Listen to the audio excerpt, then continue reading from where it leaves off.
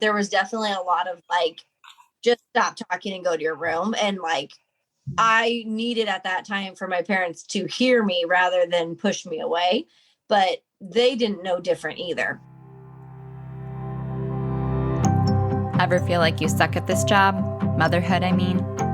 Have too much anxiety and not enough patience? Too much yelling, not enough play? There's no manual, no village, and no guarantees. The stakes are high. We want so badly to get it right. But this is survival mode. We're just trying to make it to bedtime. So if you're full of mom guilt, your temper scares you, you feel like you're screwing everything up, and you're afraid to admit any of those things out loud, this podcast is for you. This is Failing Motherhood. I'm Danielle Bettman, and each week we'll chat with a mom ready to be real, sharing her insecurities, her fears, her failures, and her wins. We do not have it all figured out. That's not the goal. The goal is to remind you, you are the mom your kids need. They need what you have, you are good enough, and you're not alone. I hope you pop in earbuds, somehow sneak away, and get ready to hear some hope from the trenches. You belong here, friend. We're so glad you're here. Hey, it's Danielle. Does this sound familiar? You really, really want to get these childhoods right, but you have a short fuse. All the posts on theories are great, but it just doesn't seem to translate in the moment. Feels like you know enough about parenting to know when you're doing it wrong. Parenting books may be collecting dust on your nightstand, you may have even bought a course, but even a pandemic's not going to change the fact that those are half finished. You're likely trying to parent differently than your parents, so you're learning things like emotion regulation and boundaries for the first time while trying to teach them to your kids, which is kind of like putting together a car while it's speeding down the highway. You struggle to stick to any type of consistent routine or habit. Life feels a little bit out of control and borderline hopeless for your parent-child relationship because your strong-willed kid's personality is relentless and exhausting.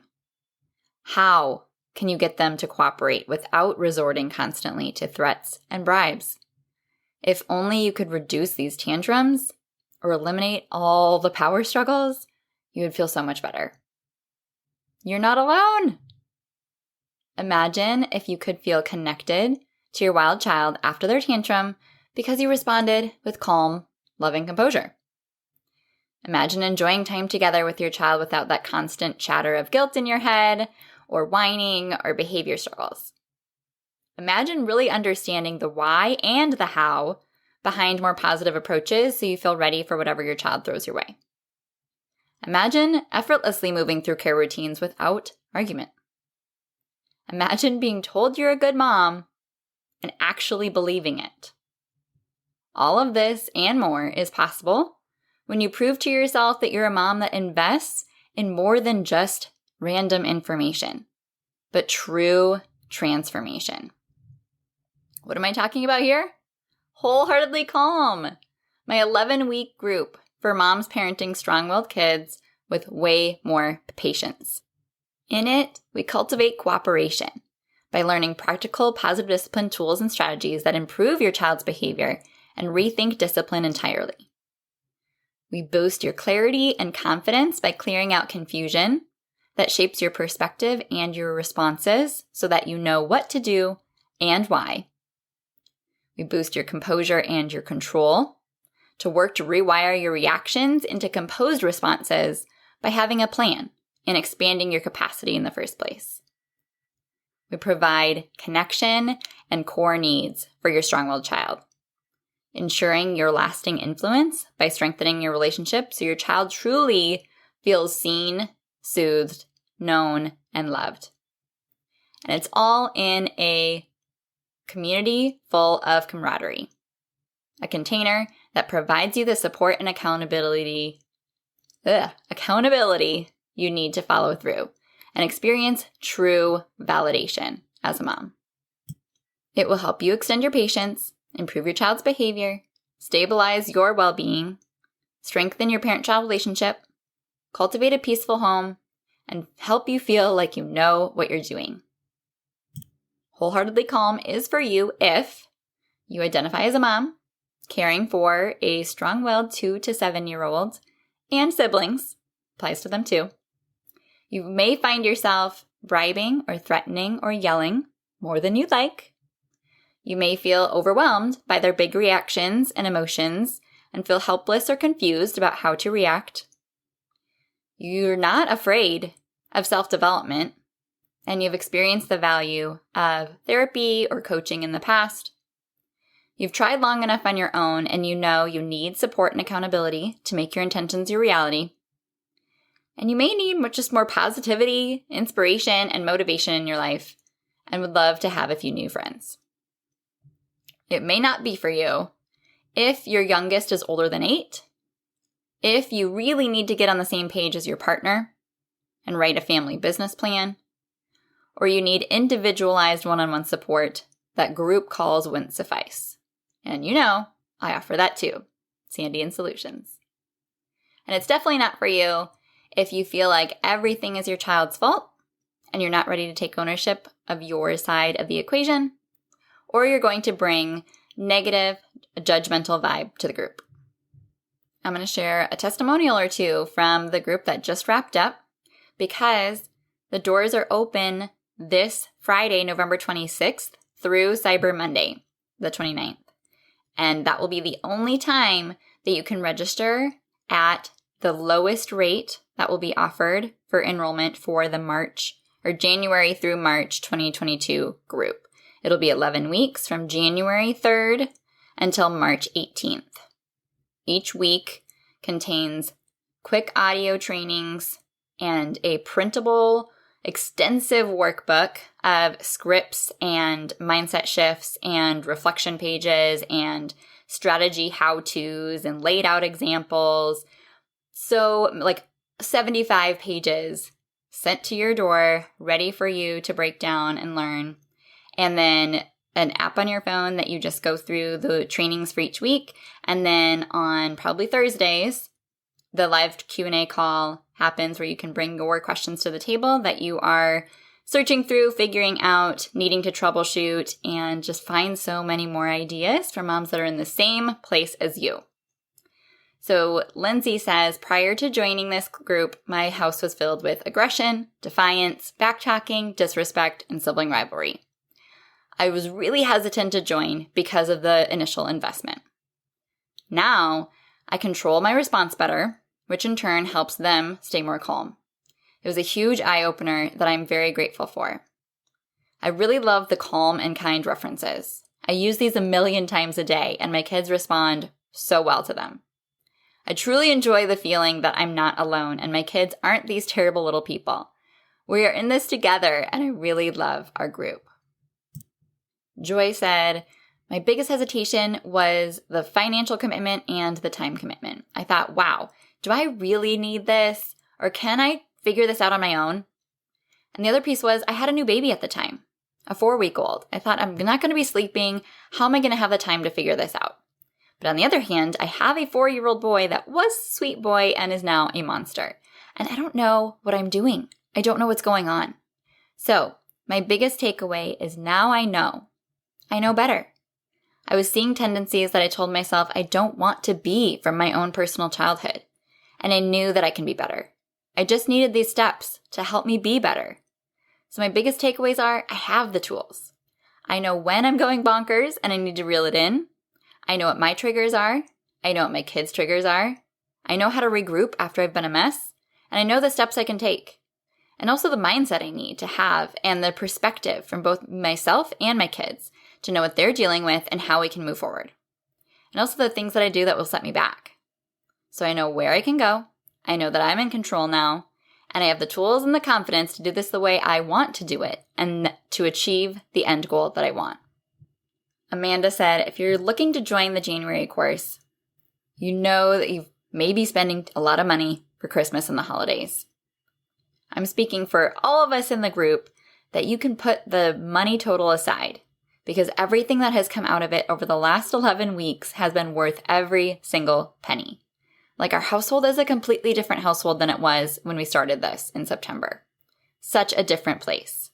So I can definitely say that money was what really, really held me back at the time You just need to look past that and know you're investing in your future for years to come. Those are her words, not mine, guys. So if you're curious, if you want more details, the link will be in the show notes. But on Black Friday, it will be live on the link parentingwholeheartedly.com/group. And if you're hearing this afterwards, it'll still be open for enrollment up until January 1st or 2nd, but it will be at a higher price. So still available, still worth it, but take action now if you can, if you're hearing this in time. So let's dive into the holidays and all the fun with extended family. So I'm recording this the weekend before Thanksgiving here in the United States. Likely you will be seeing some family, hopefully gathering with some friends, and having some reason to celebrate. Feeling healthy, feeling grateful, all the good things. However, entering the holiday season, parenting comes with even more stress. As if it's not hard enough. We're going to travel, we're going to sleep less, we're going to have all these things causing us anxiety, and then our kids fending for themselves out of routine. It's going to be great. It's going to be great. This episode is actually inspired by a conversation that was brought up in the last call for Wholeheartedly Calm when Amanda was chatting about feeling a lot more confident going into the holidays, being able to parent around her parents and her in-laws because she feels like she feels a lot more empowered to be able to parent around them.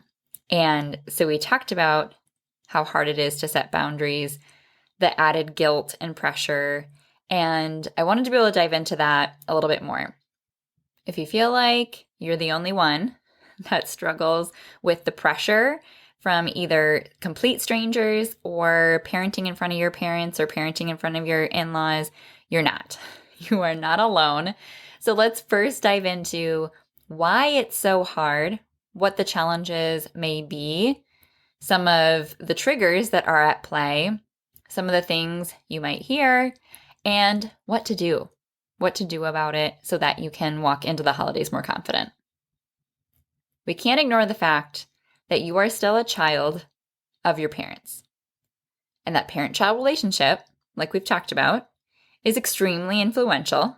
The attachment that happens doesn't ever completely go away.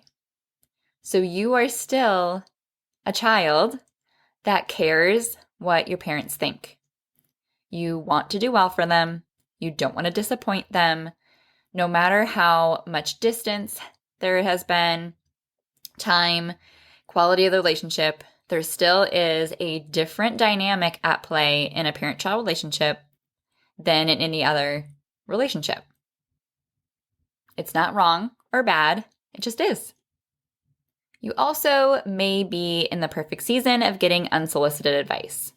And we know how welcome that is. And when it catches you off guard, when you're blindsided by some of these comments that we're going to bring up, it's frustrating, it's unvalidating, it's defeating, and it's pushing on the wound of the insecurity that's already there. You also could have really, really generally well-behaved kids that are going to be pushed out of their comfort zone, out of their routines, be overtired, not want to eat the food that, guests are serving. You're going to be traveling. They are going to be around people that they're not comfortable seeing. And so you're going to see more behaviors. When you see more behaviors, you're going to have to deal with the consequences of the meltdowns or the tantrums or the, picky eating battles or whatever is going to ensue. So you're going to be pushed to a challenge. That just makes it harder. It's not bad. It's not wrong. It just is. Let's think about the thoughts you might be having in those moments and the things you might be hearing. I have had clients tell me that people have said to them, they're acting like this because they don't respect you. You simply need to spank them harder. They're taking advantage of you. They're walking all over you. Have you ever heard that? Ouch, right? Obviously, that's hard to hear, especially from someone that you respect. Even if you don't really respect them and it's just a relationship that is in your life and going to stay there, that sucks to have to navigate. In some of these hard moments, let's say right after Thanksgiving lunch, when kids are hitting a second wind of being overtired, they didn't eat anything at the table, they didn't want to stay at the table, they're having a meltdown because somebody got a toy from Aunt Jana and someone else didn't, and so they are melting down, and you're getting this feedback from a extended family member.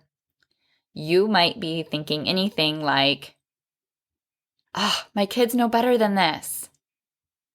They only do this for me. Clearly, I'm doing something wrong. When this happens, the pressure is on me to respond perfectly. If I respond to this, I'm going to reward their bad behavior. If I would have done what my kid is doing, my parents would have ... If I don't punish them now, they're never going to learn. Do any of those thoughts sound familiar? Anything that you've thought in the moment? If any of those thoughts sound familiar, then these are possibly some of the variables that are at play in that moment. It's possible some of the triggers in that moment are that you are unsure that the limit you're enforcing is justified, that it is a reasonable expectation for their age. You don't know. You might be taking too much responsibility for their behavior, kind of like seeing them as your report card, believing there's a correlation there. It's a direct reflection of your value or your worth as a parent. So when you feel like you're getting enough, then you're reacting to the thought of you getting enough in parenting, which you care about.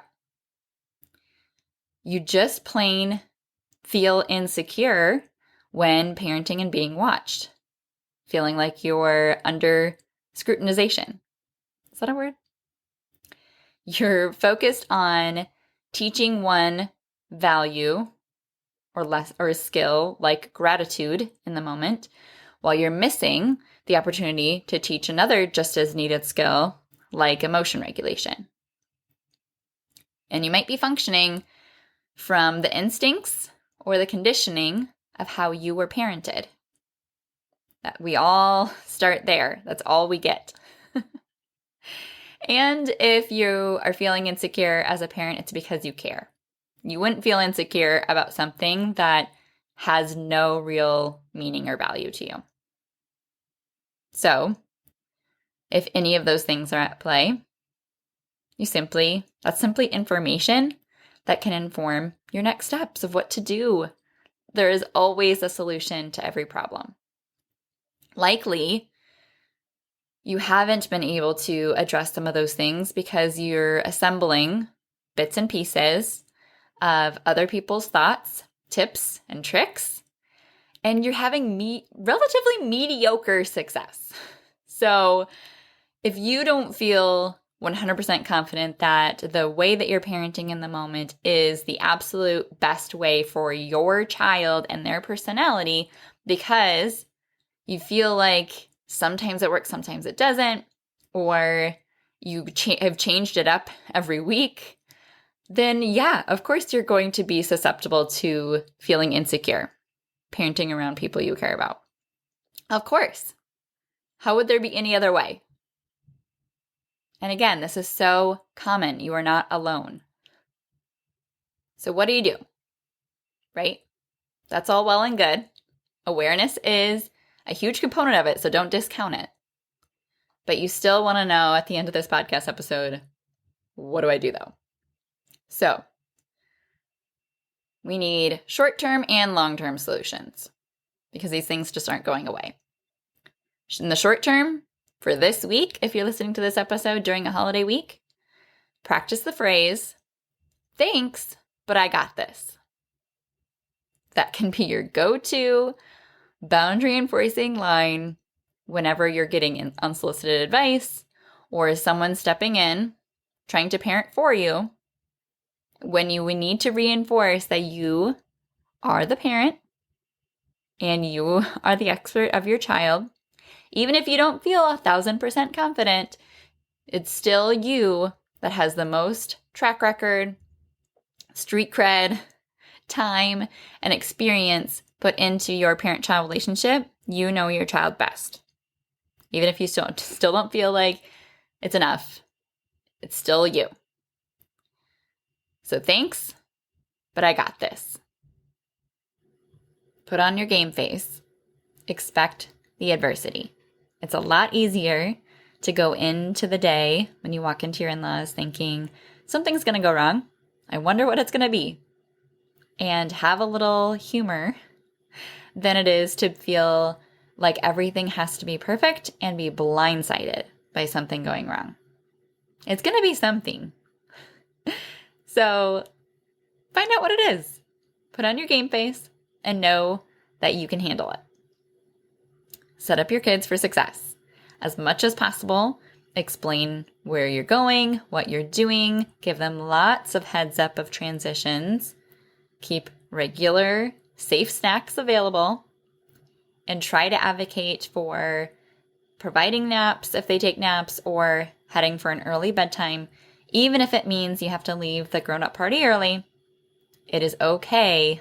You are not a party pooper, and you're definitely not a bad parent by saying that your kid needs to stick to their sleep schedule.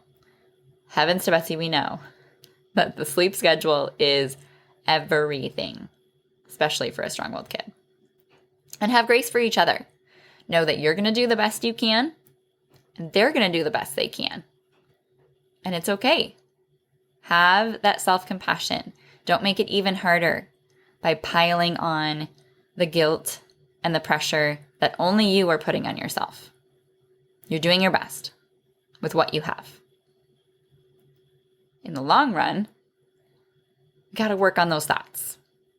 You got to replace your current thought patterns with better but believable beliefs. Things like, when they feel better, they'll do better. They're having a hard time. It's not personal. I know my child better than anyone else, including my in-laws. And no lessons are learned in the moment of big emotions. The only way those are better but believable beliefs is if you've worked on the believing it part.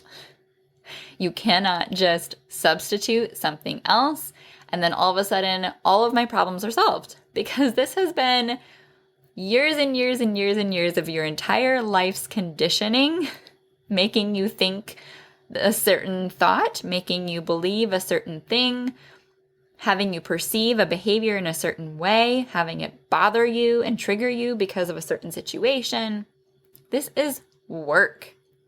You cannot just think that I should do better, so therefore you will. It doesn't work like that.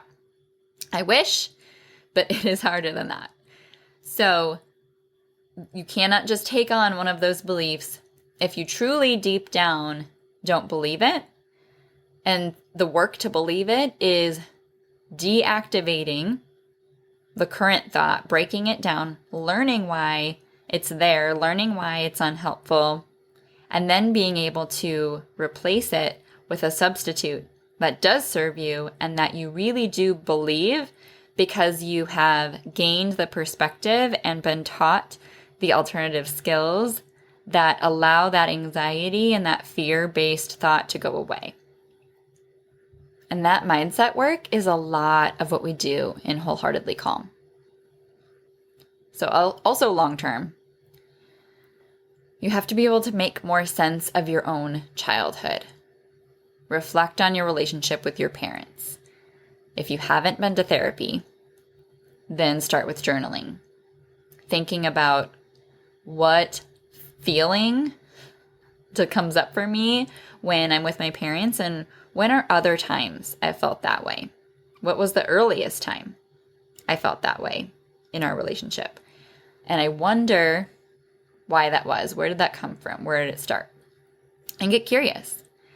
And when you do that and you think about all of the information that you have about your life now and you look back at your childhood in hindsight, your parents were doing the absolute best that they could, but that doesn't always mean it was everything you needed. And the more that you make sense of that and you can rationalize it and you can come to new, more practical conclusions about what that means for you as a parent now, the better. Because the more healed you are, the more wholehearted you can parent. And long term, unpack more of those parts of you that might people please, might be people pleasing driven behaviors, or perfectionist tendencies. And I'm an oldest daughter. I am the poster child for having to do all of this work. Because 100% I came out of school as a perfectionist. I was conditioned with so many of those external motivators to really only feel validation when I get external feedback. Someone telling me, yes, you did it right, good job, or no, that's not right. And I shudder at the thought of negative feedback or criticism. But I also die without the feedback that makes me feel like I'm doing the right thing. Because there's also a part of my upbringing that made me feel like my intuition, my gut instinct was bad and wrong, and that I shouldn't listen to it, and that I didn't know better, and I shouldn't trust my own opinions. I need to look to the grown-ups and look to the people outside of me to know if what I'm doing is okay. And, years and years and years of that. And then realizing as a grown-up, I have no true sense of intuition. That's a problem when you're a parent, because when you really are supposed to, you do you, and you don't know who you is, that's an issue. And so now I want to be able to do that differently. I want my kids to be able to have a healthy sense of keeping their intuition intact and being able to listen to their body and being able to tune in to when things feel not okay, and not feeling like first time obedience and absolute listening to every single adult in their life, no matter if they show them respect or not. That's not the way that I feel like is the path to the most success in life based on my life experience and training and expertise. But doing that under scrutiny, in a microscope, around the people that clearly thought differently, so they parented you differently, that is not easy. So, like I said, this thought and conversation and episode idea started because of the conversation that went down in Wholeheartedly Calm's last call. And so I asked Amanda if I could share her clip of what she had said, just in case it resonated with you as well. Keep in mind, I took this clip from the Zoom call, so there's a little bit of sound quality issue, but you'll get the heart behind it. I feel like all of us kind of have had that background where we were raised with, like, do as I say, don't ask questions.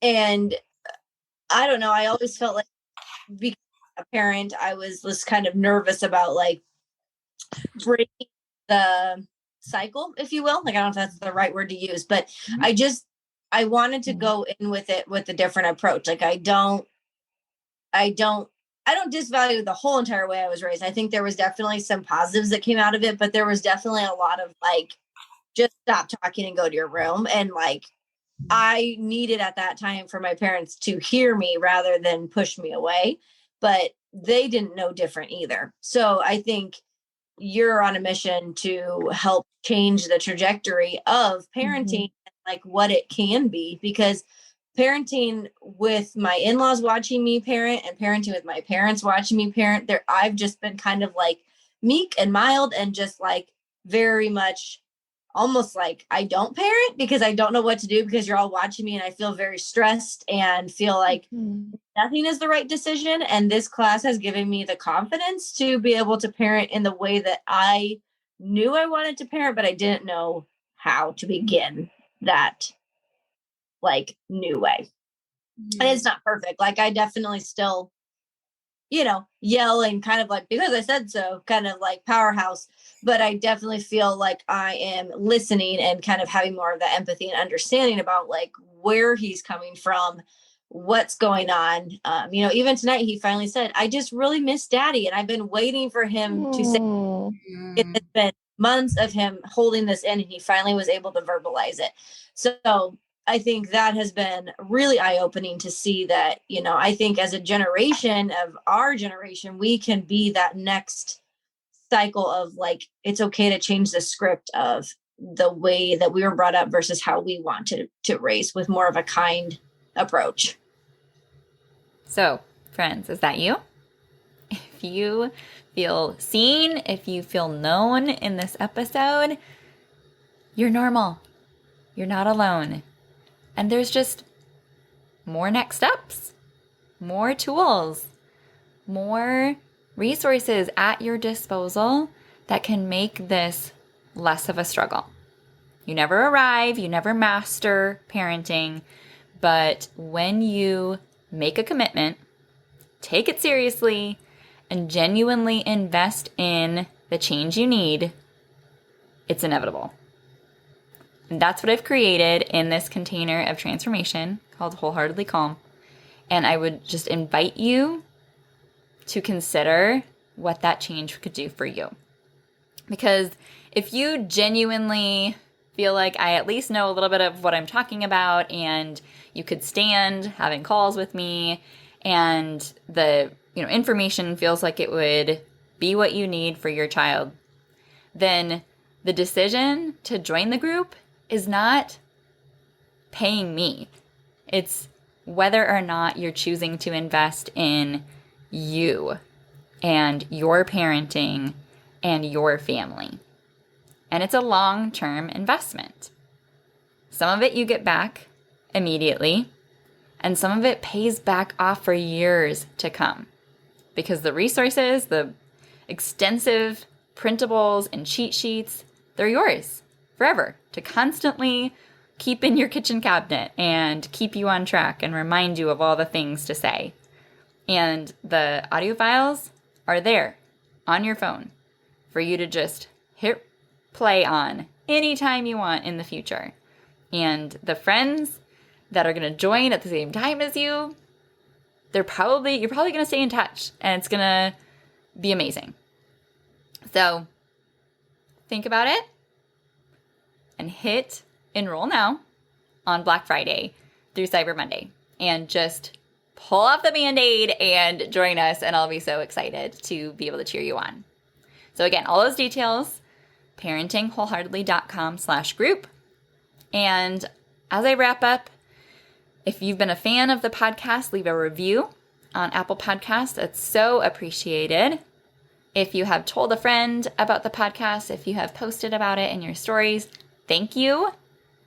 Let me know what you'd like to see from the podcast in 2022. I'm doing some planning of guests and, pacing of interviews and all that good stuff. So send me a DM on Instagram. If we're not friends there, I'm at parent_wholeheartedly. Tell me about your strong-willed tiny human. I would love to get to know them and you and your goals. And know that it's all worth it.